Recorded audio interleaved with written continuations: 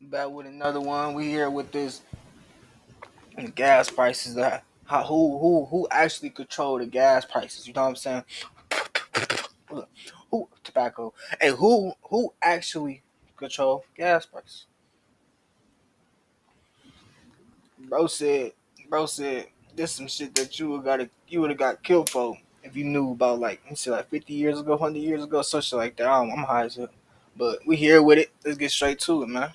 Well, well, well, gas prices are high again. That's right, the price of gas is higher than it used to be. And we all know the reason why. There's one man who gets to set the global price of gasoline, and that guy is the President of the United States. Thanks a lot, Mr. President. Damn, you for real? No wonder why everybody on his ass about these prices. That's so insane. Hey, sorry about that guy. He's just mad about high gas prices and has a deep misunderstanding of what causes them to happen. And he's not alone. Whether it's the media blaming Obama. No, he's been nothing but bad. Gasoline prices nearly doubling since President Obama took office. Or Trump. Prepare to see some higher gas prices. Yeah, President Trump driving up the price on crude oil. Or just a bunch of grown-ass men who developed an interest in arts and crafts. It really seems like people have no idea how gas prices work. This is all on Joe Biden. Then it occurred to me, Don't y'all hate when it's basically ice? You just got a little bit of water, bro. But yeah, that I didn't know how gas prices worked either until Hey, yo, I Mike took a going literal inside, class bro. on it. So now I'm here to explain it so sticker guys and talking heads don't think the American president has some sort of Price is Right wheel in his office that he spins every morning to determine how much gas should cost. yeah, nah. Hi, It's I'm not Raleigh like that. Williams, the sort of gas station Ryan Seacrest, and the Climate Science and Policy Master's Degree recipient, and this is how gas prices work. Welcome to Climate Time. Diamond Ranch. Alright, yeah, let's get straight to it, man. How these gas prices work? Oh my gosh, y'all, and people gonna be in the comments like, well, why don't you get an ad blocker? I like certain ads, bro. I ain't gonna lie, it'll be funny. But shit like this, bro, you just trying to promote your shit, bro. Fuck this. Skip. You know what I'm saying? Skip.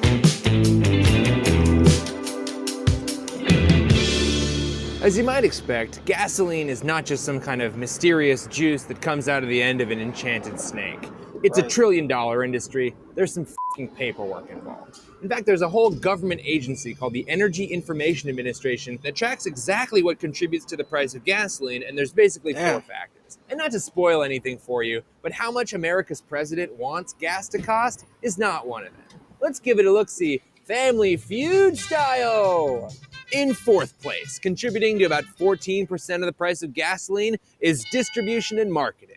This includes the price you pay to get gas from the refinery to the gas station, paying the people at the filling station, and I wanna guess advertising number the 3. incredible Let me guess number 3. 1/10% discount you're getting on every Put it gallon of back up gas.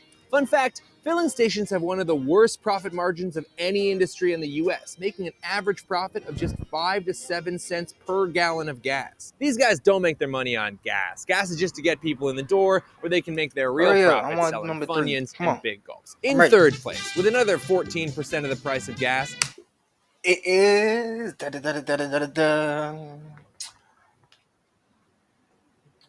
these hoes out here. is the cost of turning crude oil into sweet, sweet car juice, baby, which is fairly labor-intensive. I put so much thought into it. And can also cost more depending on state regulations and corporate requirements. Again, the Man, price that's of some refining bullshit. is fairly stable. So the only way to cut costs here is by appealing to the notoriously philanthropic nature of companies like ExxonMobil and BP and Shell. I'm being sarcastic. They love money. Those costs aren't coming down. In Okay. 2nd place, making I got this one. I gotta put some more thought into this one. I gotta really get this one on the nail. Well, Rolly. I'm gonna have to go with. Shit. I'm gonna have to go with. These nuts.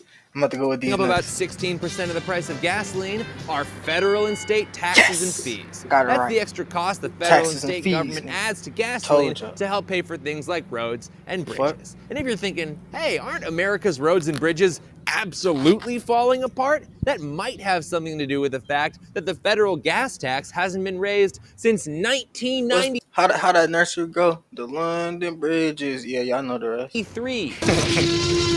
Now, state taxes are a contributing factor to variability across the US. California has higher gas prices because their state tax is one of the highest in the nation, plus they tack on some extra fees to try to account for the very real pollution that driving around creates. Which, seems like a good thing to try to account for. Right. And not for nothing, but the bro. federal gasoline tax in European countries like Germany, the UK, and France, just the tax is $2.80 a gallon, which makes America's 18.4 cents a gallon, or even California's 51.1 cents a gallon, feel kinda low in comparison. So they're not what's causing spikes or dips for the pinch at the pump. The pinch at the pump? The pinch at the pump. The pinch at the pumps. And in first place, with a commanding 10-year average of 56% of the price of gasoline is... I'm gonna go with President Biden. Oil, baby! That's right, we're talking Texas tea. I'm talking about that rock gravy, black gold, tank top and spank juice, pipeline piss, the old French Kevin, the old hot chocolate for cars. Any way you slice it, the price of gasoline is basically just the global price of oil plus a handful of add-ons to get that oil to you. And if you're still not convinced, you skeptical son of a bitch, it's time to take a trip to Sharktown. Here we go. This is the price of crude oil, and this is the price of gasoline. And just for reference, here's a chart of the gas price versus tax, here's the gas price versus refinery costs, and here's the gas price versus distribution and marketing. Now, which one of these things looks like it's got the most impact on daily gas prices? Why not punch it? So since price volatility of gasoline is almost exclusively due to price volatility of oil, maybe we should talk about how oil prices work.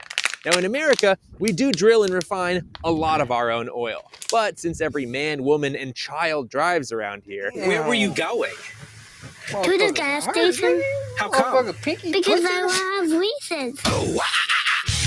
and underinvesting in That's one thing about it. Killer Reese's, man. public transportation is basically a national Looking nice. pastime, we're forced to import about half the oil we use from other countries. But you know what, I'm sure that's not a lot. Holy hell, that's 9 million barrels of oil per year? Wait, that's per month? Wait, that's per day? Jesus Christ. At Greenleaf Trust, we work with numbers every day. Skippity doo. I don't And like it. please don't let that wait, that's per blank thing undermine your confidence in me. I actually wrote that into the script. Hold on, man. I just wanted to emphasize that it's 9 million barrels of oil per day. And at 42 gallons a barrel, America imports 378 million gallons of oil from other countries every day, which to me seemed like a lot. So whenever a politician says they want America to be more energy independent, Energy independent. Energy independent. Energy independent. and then they shoot down laws that promote electric vehicles or minimum fuel standards, it really makes me wonder whether they understand how American energy independence works. Because importing millions of barrels of oil from other countries every day doesn't feel real independent to me. Especially when those other Hell no. countries have a lot to say about how global oil markets should work. And when I Sick. say other countries, I really mean the most powerful group of work friends on the planet, OPEC.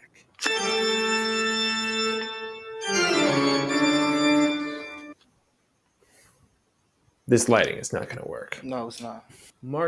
Okay, all the way back in 1960, a group of oil-rich countries, including Iran, Iraq, Kuwait, Venezuela, Hey, bro, stupid as hell. No, I just realized, bro, that nigga dumb as hell. This nigga came through. This nigga gonna light a match. That shit stupid. and Saudi Arabia got together Just and they be- formed OPEC. And if you thought the O stands for oil, you'd be wrong. I know, I thought that was a layup too. Probably I didn't think it stands for oil. I thought it stood for like something like, I don't know, orange or something. you know? oil producing, and then I don't know. But I would have said orange peels eating crack. You know what I'm it's saying? actually Something the like that. Organization of Petroleum Exporting Countries. And they got together and formed themselves into a literal cartel. And just a quick note about cartels here. We usually only hear about cartels in episodes of NCIS. Why ain't you had a mic like that when you had a shirt on? And it's though? usually just because some NCIS writer is trying to get out by 5 that And then day. your hair And they hurt. need a shorthand for a group of people Bro, put who's a going to shirt cut you on, in bro. half hot dog style if you try to touch their cocaine. It's also got a sort of Cocaine. cast of the OC goes to Mexico filter like this. Oh man, where are we, Juarez? But seriously, a cartel is actually pretty similar to a monopoly. The difference is a monopoly is one entity that controls the sale of something, and a cartel is a group of entities that agrees to lower the supply or raise the price in order to control the sale of something. So, by the early 1970s, OPEC countries had confiscated oil operations from the private companies running them, and giant government-run OPEC oil companies absolutely dominated the global supply of oil. And Did when they I say not? dominated, I mean like LeBron James in high school basketball dominated. Finally, an opportunity to show the elevation, the windmill, the creativity, the extension. See, in the oil game, there's this thing called reserves, Yeah, which is yeah. an estimate of all the oil in the ground waiting to be drilled up. And as of 2018, OPEC countries were sitting on 79.4% of all the oil estimated to be in the ground. And that's actually pretty important, because even though America is currently drilling oil as fast as humanly possible, OPEC has a very deep bench. Oh, and one more thing. OPEC recently added a little country called Russia to the cartel. And OPEC, Russia, and a few other countries recently rebranded themselves as OPEC+. OPEC Plus now holds the keys to 90% of all the world's proven oil reserves and 55% of the active oil supply on the global market. Now, 55% does not give you unfettered control over all things oil, but it does give you an incredible amount of leverage in the global oil supply. So while the United States might be the Man, I largest ain't gonna- single country producer, OPEC Plus combines over Hold on. It's 20 9 oil minutes. exporting Damn, countries, damn. including Saudi Arabia, Iraq, and Russia, and the result is a cartel that truly has global oil by the balls. Russia. Weird. I feel like Russia's been in the news lately. Did they have like a hockey team that rescued a bunch of Filipino kids from a cave? No. They invaded the sovereign nation of Ukraine, and also gas prices went way up, and I wonder if those two things are related. I guess we'll just have to wait and see. They super are. But just because They're OPEC super controls are. 80% of the world's oil reserves does not mean they get to just name their price. Oil price is based on global supply versus demand. Okay, Demand tends right. to go up when things are good and people are driving. That's low key what I was gonna say in Family Feud. I would have got it wrong still, but I would have said, what is it? The demand, supply, and demand. One of those, yeah. And constructing buildings and doing sweet donuts in the parking lot. And demand tends to go down when things are bad, people are not constructing buildings, and carving a sweet donut in the local Barnes & Noble overflow lot is just for special I got occasions. water inside the Now, ice. OPEC does not control demand, but they do get to mess with supply by determining how much oil OPEC countries allow into the market, which can seriously affect the price of oil. In fact, one time in 1973, OPEC was pissed at America. They didn't let America have any oil, and it caused a massive spike in prices, and cars lined up around the block to get gas. No, they did not. No man ever saw. Hey, I love videos like this, bro. Look at this shit, racist ass motherfuckers right here. But look at though, it's still crazy to look how it used to be. You know what I'm saying? It's kind of crazy. It was pandemonium, and ask your parents, because apparently they freaked the absolute fuck out, okay? It was like the Red Scare and Y2K had a baby. And if you didn't understand any of that sentence, how do I put this? You're probably gonna be the one solving climate change, so thank you so much for your service, Thank and we're sorry in advance. And then Well- after, thank you for your service, and then go. And then Yeah, and that's the cut, yeah. Anyway, Yeah. OPEC and the other global oil producers, which includes private American companies, get to control the supply of oil. And based on global demand, a per barrel oil price is set. Now, it's not Why you standing identical like in that? every country all over the world, but since You oil is a tired? commodity that can be piped or shipped alarmingly quickly anywhere on the planet, it stays relatively consistent across the globe at any given time. Now remember, gas price volatility is basically just oil price volatility. And oil price volatility happens whenever there are disruptions in the global supply or demand of oil. What For you instance, doing? when America invaded Iraq in 2003 and disrupted their ability to get oil, the price of gas went up in America. Global markets knew that a country at war might not be able to supply the same amount of oil, so people wanted to stock up on oil as a precaution, causing the demand to go up, causing the price to go up. And yes, this is a Damn. gross oversimplification of how it really works. It's really more of a series of feedback loops that put pressure on the system in different ways, as detailed by Donella Meadows in the book Thinking in Systems. Read it if you can. And speaking of a gross oversimplification of how things work, I now present the past 20-ish years of the global oil market. But first, we gotta take a trip back to Chartown, baby. Hot crackers! Oil prices are coming up fast in the early 2000s as instability in the Middle East and the invasion of Iraq reduces OPEC supply, and oh no, here comes Hurricane Katrina absolutely ham-yammying the oil refineries in the Gulf Coast. Global supply goes down, and what's this? Global demand for oil is surging due to the emerging markets in Asia. We've got ourselves a good old-fashioned price increase, friendos. More global tension from North Korean nuclear testing, Israel and Lebanon at war, and 1,000 other problems give oil markets the heebie-jeebies. They want to buy that oil. Demand spikes, and oil is $100 a barrel, $120 a barrel, $140 a barrel. Is this the news channel? Why bro sound like he in a month? Why bro sound like he over here? Go for 20, 30, 40. You know what I'm saying? Like this nigga, this shit is not like, what's that shit called? The TV show, and they got like storage banks and like they sell the store. Yeah. Storage wars or some shit. It's not that. Good Charlotte, that's an expensive barrel. And since every major form of transportation and construction is addicted to oil, every government, business, and individual in the world has no choice but to buy that oil at outrageous prices. Companies' budgets are stretched razor thin, and any little snap could force them into bankruptcy. But I think things are going to be just fine for the year 2008. Oh no! The U.S. housing market crashes and a global recession tips business after business into bankruptcy. Demand for oil plummets and oil prices crash to $32 a barrel. Things are terrible, but Damn.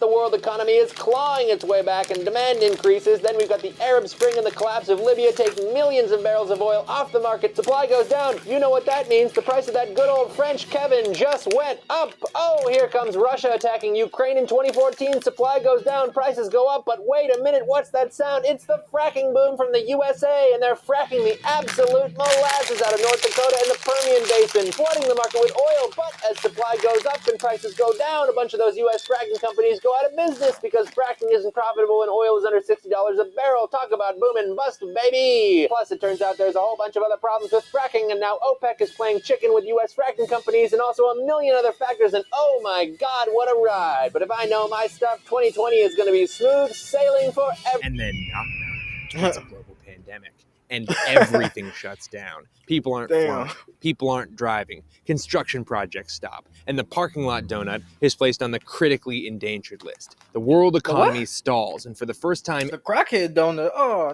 no. What? Ever, the supply and demand of oil was so utterly out of whack that the price of oil went negative for a day. Bro, y'all got the crackhead burger, crackhead donut to negative 30.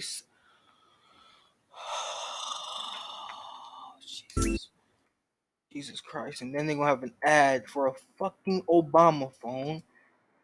Oh Jesus. Take the wheel. Help. You can enjoy unlimited data talk. Skip, Nick. The fuck? Damn, you gonna skip? Hold on, we finna end this shit anyway.